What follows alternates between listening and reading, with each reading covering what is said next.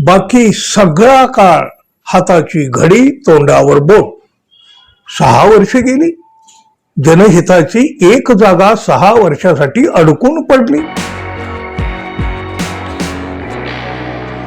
मित्र हो, स्वीकृत सदस्यपद किंवा नामनिर्देशित पद ही अशी जी पदं दिली जातात ना, ही पदं कोणाला दिली जावीत याचे काही नियम आहेत, काही संकेत आहेत. पण या पदांचा वापर आपल्या राजकीय सोयीनुसार राजकारणामध्ये राजकीय पक्षाकडून केला जातो. अर्थात सगळ्याच राजकीय पक्षात हेच चालतं.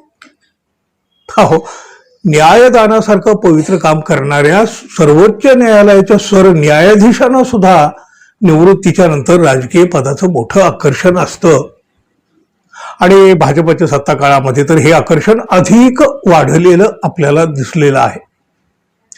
अनेक न्यायाधीश असे आहेत की ते निवृत्त होताच ते भारतीय जनता पक्षात सामील झालेले आहेत. भाजपचा आशीर्वाद घेऊन मोठ्या मोठ्या पदावर विराजमान झालेले आहेत अनेक न्यायमूर्ती, निवृत्त न्यायमूर्ती. आणि मग जनतेत मात्र याची मोठी आणि वेगळी चर्चा सुरू झालेली असते. सरन्यायाधीश पदावर काम केलेली व्यक्ती निवृत्त झाल्यानंतर राजकीय पद घेऊन नक्की काय दिवे तरी लावते हो.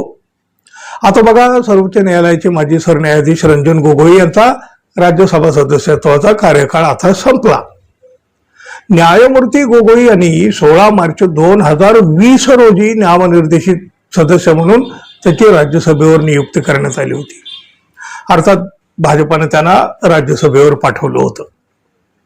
आता त्यांचा इथला कार्यकाळ संपला.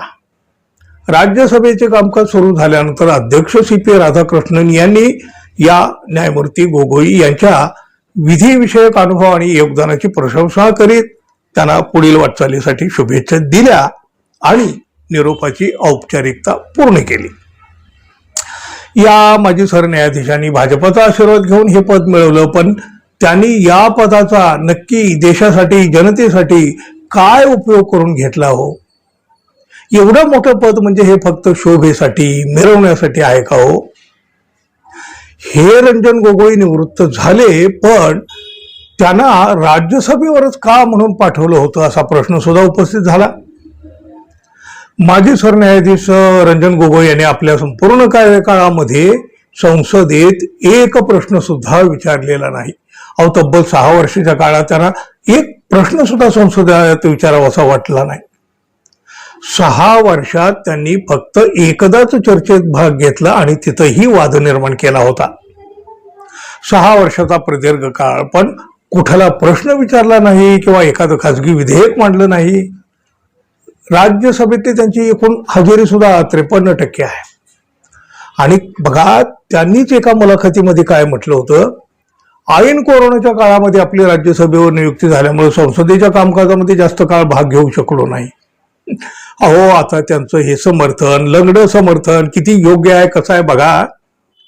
ते आता निवृत्त झाले आहेत. कोरोनाचा विषय तर आधी संपलेला आहे ना. आणि मग काय, हा कोरोना 6 वर्ष इथं ठाण मांडून बसलेला होता की काय?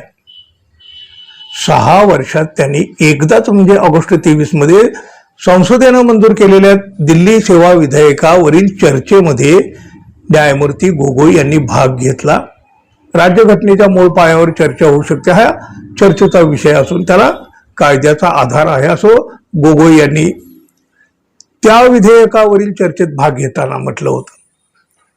त्यांच्या या वक्तव्यावरून वाद निर्माण झालेला होता.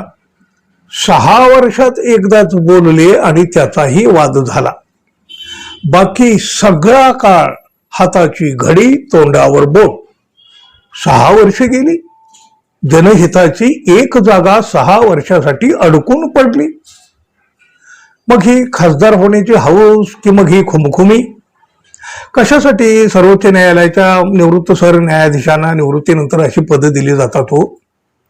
काय असतं राजकीय पक्षाचं म्हणा किंवा भाजपाचं या मागचं गणित, काही समीकरणं किंवा मग कुठले शब्द, पूर्वी कधी दिलेले शब्द पूर्ण तर हे करायचे नाहीत ना. मित्र हो, एकूण या सगळ्या प्रकाराबद्दल तुम्हाला काय वाटतं तुम्ही अगदी निसंकोचपणे जरूर सांगा. धन्यवाद. पुन्हा भेटू. नमस्कार.